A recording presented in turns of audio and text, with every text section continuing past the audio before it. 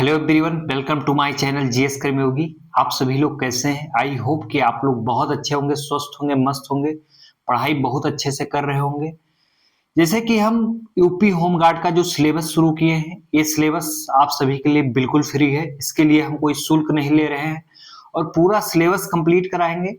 तो इसमें जो यूपी होमगार्ड का सिलेबस है, इसमें उत्तर प्रदेश विशेष यानी कि यूपी स्पेशल जो दिया गया है, हमने सबसे पहले इसमें यूपी स्पेशल पढ़ाना शुरू किया था और हम कई आपसे बार बार कई क्लास में बता चुके हैं और आज फिर बता रहे हैं कि जो उत्तर प्रदेश विशेष है यानी कि यूपी स्पेशल है, आपके यूपी के हर एक एग्जाम में पूछा जाएगा।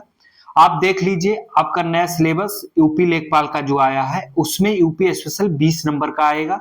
तो इसलिए हमने यूपी के सब पेपर का मध्य नजर रखते हुए हमने सबसे पहले यूपी स्पेशल शुरू किया था और यूपी स्पेशल जो शुरू किए हैं, पढ़ा रहे हैं, बहुत बेहतरीन क्लास है। आप सभी लोग यूपी उत्तर प्रदेश के किसी भी परीक्षा में सम्मिलित होने जा रहे हैं तो क्लास मिस ना करें, क्लास देख के जाएं। आपको ये क्लास देखने के बाद बहुत बेनिफिट मिलेगा मेरे भाई, बिल्कुल फ्री में है। तो आप सभी लोग अधिक से अधिक फायदा उठाएं और जो लोग भी क्लास देख रहे हैं वो सभी लोग क्लास को अधिक से अधिक लोगों के पास शेयर करें और अधिक से अधिक लोगों का फायदा हो सके। और उत्तर प्रदेश होमगार्ड का फॉर्म भरा जा चुका है, तो आप सभी लोग जो लोग भर चुके हैं आप अपनी तैयारी शुरू कर दीजिए। अभी तो बहुत लोग तो यही सोच रहे थे कि फॉर्म भरा जा रहा है, कहाँ से पढ़ाई करें, अभी क्या पढ़ाई करें। भाई यार, अभी एग्जाम डेट आई नहीं है, लेकिन बहुत जल्द आपके एग्जाम डेट की घोषणा हो जाएगी और एग्जाम डेट जैसे आ जाएगी उसके बाद इतना कम समय बचेगा कि आप क्या पढ़ें क्या ना पढ़ें, इसी हालात में आ जाएंगे। तो पहले आप उत्तर प्रदेश होमगार्ड की जो क्लास चल रही है उसको पढ़ना शुरू कर दीजिए। कोई बुक ले लीजिए, बुक से पढ़िए, क्लास देखिए। बाकी हम आपके साथ बने हुए हैं यूपी होमगार्ड के लिए, पूरा सिलेबस हम कंप्लीट करवाएंगे और फ्री में है। तो आप सभी लोग क्लास का फायदा उठाएं। जो लोग भी यूपी होमगार्ड के बच्चे क्लास देख रहे हैं वो लोग अपने से जुड़े हुए कोई भी यूपी होमगार्ड की तैयारी कर रहा है या उत्तर प्रदेश के किसी भी परीक्षा की तैयारी कर रहा है तो ये इस क्लास को अधिक से अधिक लोगों के पास शेयर करें। जो यूपी स्पेशल है आपके हर व्यक्ति के परीक्षा में काम आने वाली है और आप सभी लोग यूपी के बारे में अच्छे से जाने। तो हमारी पिछली क्लास जहां छूटी थी, क्रमशः हम उसी क्रम में आगे बढ़ते हैं। तो हमारी पिछली क्लास में हम प्राचीन भारतीय इतिहास की बात किए थे, प्राचीन भारतीय इतिहास पे बात हुई थी, छोड़े थे। आपसे एक और दे रहे हैं जरूरी सूचना कि जो आपके इतिहास सिलेबस दिया गया है 3 कालखंडों में दिया गया है, प्राचीन, मध्यकालीन, आधुनिक। लेकिन जो आपका क्वेश्चन सबसे ज्यादा पूछा जाएगा वो आधुनिक भारतीय इतिहास से पूछा जाएगा। तो हम आधुनिक जब इतिहास पढ़ेंगे तो उसमें आधुनिक इतिहास विस्तृत से और ज्यादा जानकारी, बाकी इतिहास की जानकारी जब हम लेंगे, पढ़ाई करेंगे तो हम विस्तृत से पढ़ेंगे। यहाँ पे हम सिर्फ उत्तर प्रदेश का इतिहास पढ़ रहे हैं तो उत्तर प्रदेश में भी उत्तर प्रदेश का प्राचीन इतिहास। तो हम आपका ज्यादा समय ना लेते हुए सीधी टॉपिक पे बात करते हैं। तो आइए हम पहले प्राचीन उत्तर प्रदेश का प्राचीन भारतीय इतिहास जानते हैं, जो आपके पेपर के पॉइंट ऑफ व्यू से बहुत इंपॉर्टेंट था। उसको हमने पढ़ाया है, आप सभी लोग पढ़ लीजिए अच्छे से। जिसको भी ये लगेगा कि कम है तो वो बुक से पढ़ लीजिएगा भाई, जहां भी आपका मन करे, जिस बुक से पढ़ने का मन करे उससे पढ़ लीजिएगा। तो हम सबसे पहले बात करते हैं बौद्ध काल में कपिलवस्तु व्यापारिक। आइए पढ़ते हैं। बौद्ध काल में कपिलवस्तु व्यापारिक महत्व के वाराणसी श्रावस्ती मार्ग पर तथा पुरुषपुर वैशाली का केंद्र स्थल था। आप समझ नहीं पाए होंगे, फिर से बता रहे हैं। बौद्ध काल में कपिलवस्तु जो है ये व्यापारिक महत्व के वाराणसी और श्रावस्ती मार्ग पर स्थित था। जो कपिलवस्तु है वाराणसी श्रावस्ती मार्ग पर स्थित था तथा पुरुषपुर और वैशाली का केंद्र स्थल था।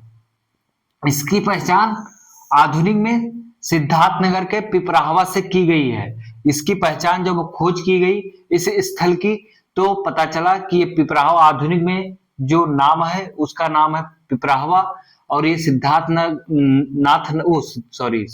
नगर जिले में है।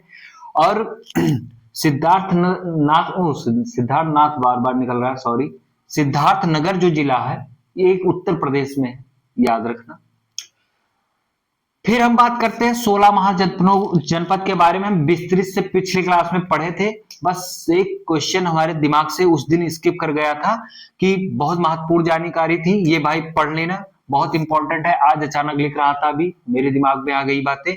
मैं यहाँ पर 16 महाजनपदों की जो जानकारी है, ये बहुत बार पीवाईक्यू में उठा के देख लीजिए, बहुत बार पूछा गया है। वो किस ग्रंथ से जानकारी में, जो 16 महाजनपद है इसकी जानकारी हमें कहां से मिलती है, तो किस सोर्स से मिलती है?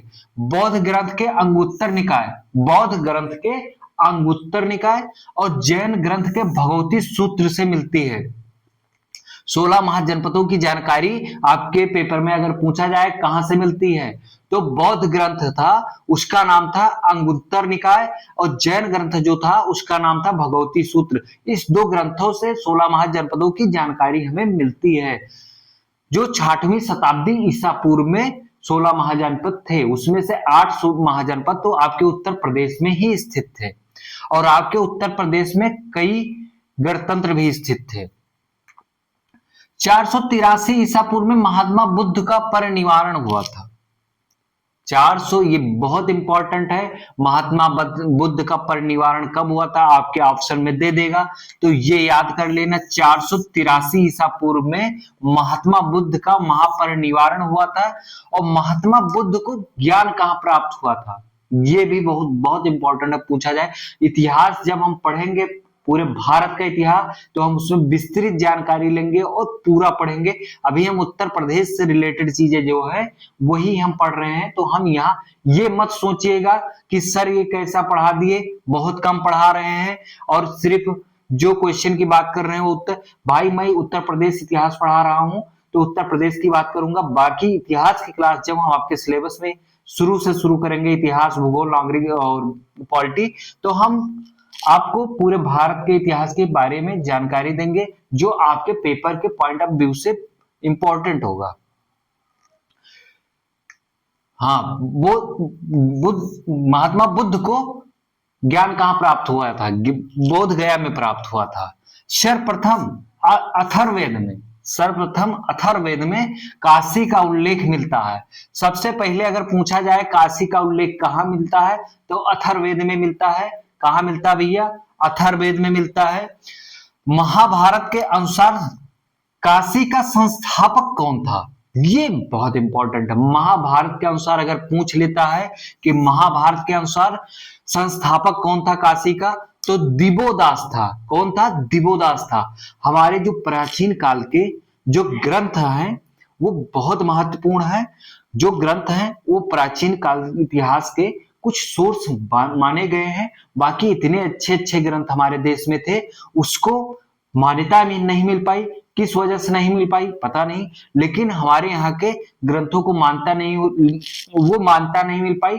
और वो जो भी चीजें बताई गई, जैसे कि बहुत सारी चीजें ब्रह्मांड के बारे में हमारे यहाँ पुराण में बहुत पहले बता दिया गया है, लेकिन पुराण को मान्यता ना मिल करके जो लोग को खोज किए उनको श्रेय दिया गया। तो इसका आधार क्या है पता नहीं, लेकिन भारत सोचिए कितना आगे था। भारत बहुत महान देश था भाई, इसीलिए भारत में लोग पढ़ाई लिखाई करते थे, ऋषि मुनि होते थे और विद्वान व्यक्ति होते थे, उनको बहुत जानकारी होती थी, अच्छे अच्छे ग्रंथ की रचना किए। बाकी आप सभी लोग पढ़िए यार, पढ़ाई कभी बेकार नहीं जाती है। अगर आप पढ़ाई किए रहेंगे तो अपने आप में कुछ ना कुछ तो रोजगार के लिए करेंगे ही। नौकरी आप लोगों को सबसे पहले मिलेगी। अगर नौकरी नहीं मिलती है तो कुछ ना कुछ बहुत अच्छा करेंगे और आपका जीवन अच्छा चलेगा और आपको जानकारी कभी नुकसान नहीं करती है। तो पढ़ाई कर लीजिए, अभी टाइम है। बाद में ये वक्त बीत जाता है तो पता चलता है कि पढ़ाई किए होते काश, लेकिन पढ़ाई बहुत जरूरी है। मैं इतना कहना चाहता हूं। ललितपुर जिले में देवगढ़ में गुप्तकालीन निर्मित 10वां अवतार मंदिर है। 10वां अवतार मंदिर किस जिले में है? आपके ऑप्शन में दे दिया उत्तर प्रदेश के 4 जिला। आप क्या लगा के आएंगे? ललितपुर, खटाक से जाएंगे, वहां गलत लगा दिए। आपको 4 दे दिया गया, झांसी, ललितपुर, महोबा और एक सोनभद्र। आप भैया ललितपुर लगाना, ललितपुर सही है। आप खटाक से गया ना हो, पहुंचो महोबा लगा दो ना, ललितपुर में था। ललितपुर जिले के देवगढ़ गुप्तकालीन किसने निर्मित करवाया था? देवगढ़ का 10वां अवतार मंदिर किसने निर्मित करवाया था? किसका वंश ने निर्मित करवाया था? तो गुप्त वंश के लोगों ने निर्मित करवाया था। इसका निर्माण 5वीं 6वीं में हुआ था। कब हुआ था? 5वीं या 6वीं शताब्दी में हुआ था, या 6वीं, ऐसे बोल दो। सारनाथ, जिसका प्राचीन नाम ऋषिपत्तनम मृगदाव था। सारनाथ का प्राचीन नाम क्या था? ऋषिपत्तनम मृगदाव था। महात्मा बुद्ध ने प्रथम उपदेश कहाँ दिया था? महात्मा बुद्ध, ये बहुत बार पूछा गया, आप पीवाईक्यू उठा के देख लीजिएगा। महात्मा बुद्ध ने प्रथम धर्मोपदेश कहाँ दिया था? सारनाथ में दिया था भैया। कहाँ दिया था? सारनाथ में दिया था, जिसे धर्मचक्र परिवर्तन कहा गया है। ऐसे पूछ सकता है, धर्मचक्र परिवर्तन सर्वप्रथम कहाँ दिया? तो वो सारनाथ जिला। सारनाथ बहुत इंपॉर्टेंट है भाई। यहाँ से अशोक भी संबंधित थे। अशोक का आप लोग कमेंट में बताना कि मौर्य वंश के अशोक जो थे, उसका सारनाथ से क्या संबंध था, वहां से कौन सी ऐसी चीज मिली है, या कौन सा ऐसा था जो बहुत फेमस है, कमेंट में जरूर बताना। हम आज देखते हैं आप लोग कहाँ बताते हैं। अगर नहीं बताएंगे तो हम अगली क्लास में आपको जरूर बताएंगे। आज हम छोड़ दे रहे हैं यहीं पे। महात्मा बुद्ध ने सर्वाधिक उपदेश किस जिले में दिया है? श्रावस्ती में। सबसे ज्यादा उपदेश महात्मा बुद्ध ने कहा दिया? श्रावस्ती। और श्रावस्ती में सबसे ज्यादा समय बिताए थे महात्मा बुद्ध। कहां पे? श्रावस्ती में। संकिसा में महात्मा बुद्ध ने बौद्ध संघ में स्त्रियों को प्रावर्जा यानी सम्मिलित होने की अनुमति दी। सर्वप्रथम दीक्षित यानी कि शामिल होने वाली महिला कौन थी, यानी कि स्त्री कौन थी? उत्पल वर्णा थी। कौन थी? उत्पल वर्णा थी। महात्मा बुद्ध ने सर्वप्रथम बौद्ध संघ में किस स्त्री को सम्मिलित होने की अनुमति दी थी और या सम्मिलित किया था? तो कौन सी थी? वो उत्पल वर्णा थी। भीतर गांव का बहुत बार पूछा गया है, पीवाईक्यू उठा के देख लेना। मैं पीवाईक्यू का एक आधार बना रहा हूं। पीवाईक्यू एक आधार बनता है आपका बेस, कि इसी देखिए कि ये सब कितनी बार पूछे गए, और जो पूछा जा रहा है वो रिपीट करते हैं क्वेश्चन। उसी क्वेश्चन के आधार पर फेमस चीजें होती हैं, अक्सर बनाई जाती हैं, और आपका पेपर का जो लेवल होगा होमगार्ड का, उसमें ये सब चीजें फैक्ट पूछी जाएंगी भाई, तो याद कर लीजिए। भीतर गांव का मंदिर कहाँ पे है? किस जिले में? कानपुर में है, याद कर लीजिए। गुप्तकालीन किस मंदिर, भीतर गांव मंदिर का निर्माण किस वंश ने करवाया था? गुप्त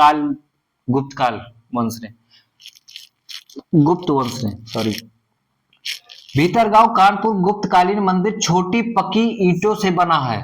पकी हुई ईंटों से निर्मित या ईंटों से निर्मित मंदिर कौन सा है? 4 ऑप्शन दे देगा। तो भीतरगांव, याद कर लीजिए। ये 3 प्रकार से क्वेश्चन बन सकता है। भीतरगांव मंदिर किस जिले में है? भीतरगांव तो सबसे पहले कानपुर में है। एक फैक्ट, भीतरगांव का जो मंदिर है, इसका निर्माण किस वंश ने करवाया था? गुप्त वंश ने करवाया था। हमने लिखा तो एक लाइन है, लेकिन इससे 3 क्वेश्चन बन सकते हैं। इस मंदिर का पकी हुई ईंटों से या ईंटों से निर्मित मंदिर कौन है? भीतरगांव है। एक देख लीजिए कितना इंपॉर्टेंट है। इतनी ही चीजों, इतनी ही लाइन में 3 क्वेश्चन आपके बन जाएंगे। इसकी विशेषताएं का क्या है मंदिर की, जान लेते हैं। शिखर था, ऊंचा चबूतरा था, और पिरामिड आकार छत थी। प्रयागराज, जो प्रयाग है, बहुत हमेशा से विख्यात रहा है, एक केंद्र रहा है धर्म का, संस्कृति का, शिक्षा का। तो आइए हम प्रयाग के बारे में जानते। प्रयाग के विख्यात अशोक स्तंभ पर समुद्रगुप्त की हर्षश्रेण रचित प्रयाग प्रशस्ति की रचना किसने की थी? हर्षश्रेण ने की थी। हर्षश्रेण किसका दरबारी कवि था? समुद्रगुप्त का था। भैया किसका था? ये बहुत बार पूछा गया है, याद कर लीजिए। समुद्रगुप्त का दरबारी कवि कौन था? हर्षश्रेण था। उसने प्रयाग प्रशस्ति की रचना की। ठीक है। हर्षवर्धन द्वारा प्रत्येक 5वें वर्ष, पूछा गया है कई बार, हर्षवर्धन द्वारा प्रत्येक 5वें वर्ष प्रयाग में यानी प्रयागराज में महामोक्ष परिषद महामोक्ष परिषद का आयोजन किया जाता था, जिसमें ऐसा पता चलता है कि हर्षवर्धन ने अपनी सारी संपत्ति और अपनी सारी चीजें, मतलब यहाँ तक कि बहुत, जिसको शीलादित्य की उपाधि भी, मतलब शीलादित्य के नाम से भी जाना जाता है, इसने अपने सब कुछ दान दे दिया था। कहाँ? और प्रयाग में महामोक्ष परिषद का आयोजन करता था, वहां पे हर्षवर्धन ने अपना सब कुछ दान कर दिया था भाई यार, इसने कुछ नहीं रखा था, सब कुछ दान कर दिया था। और कितने वर्ष पे आयोजन होता था? 5 वर्ष पे आयोजन किया जाता था। गढ़वा जो कि इलाहाबाद में है, यहाँ से कुमारगुप्त प्रथम के 2 शिलालेख मिले हैं तथा स्कंदगुप्त के 1 अभिलेख प्राप्त हुए हैं। मथुरा में बौद्धों की सर्वास्तिकवादी विचारधारा का विकास हुआ था। मथुरा में बौद्धों के सर्वास्तिकवादी विचारधारा का विकास हुआ था। यहाँ से विशिष्ट मथुरा कला शैली में बुद्ध की प्रथम मूर्ति निर्मित हुई थी। बुद्ध की प्रथम मूर्ति कहाँ निर्मित हुई थी? मथुरा कला शैली में, मथुरा में निर्मित हुई थी भाई, याद कर लेना। मथुरा श्वेतांबर जैन मत का केंद्र था। श्वेतांबर जैन मत का केंद्र कौन सा स्थल था? मथुरा था। ये सब याद कर लीजिए, बहुत इंपॉर्टेंट फैक्ट थे। फिर हम अगली क्लास में आपसे मध्यकालीन इतिहास के बारे में पढ़ेंगे। उत्तर प्रदेश का मध्यकालीन इतिहास हम पढ़ेंगे और जानेंगे उत्तर प्रदेश के मध्यकालीन इतिहास के बारे में। बाकी जो जरूरी चीजें थी आपके एग्जाम के अनुसार, उसको मैंने पढ़ा दिया है। आपको कम लगता है तो आप कोई एक बुक ले लीजिएगा होमगार्ड की, उसको पढ़ लीजिएगा बेहतरीन। आप और क्लास ले लीजिएगा, 1 से 2 बार क्लास लेंगे, सब रट जाएगा। लेकिन इस बार मेहनत कर डालिए। पता नहीं ये वैकेंसी कब आएगी फिर, लेकिन जो आपको वैकेंसी मिली है इसका फायदा उठाइए, नौकरी लीजिए और 2026 में ज्वाइनिंग लीजिए और आपकी बल्ले बल्ले। ठीक है, अब हम चलते हैं। जय हिंद, धन्यवाद। आप स्क्रीनशॉट ले लेना।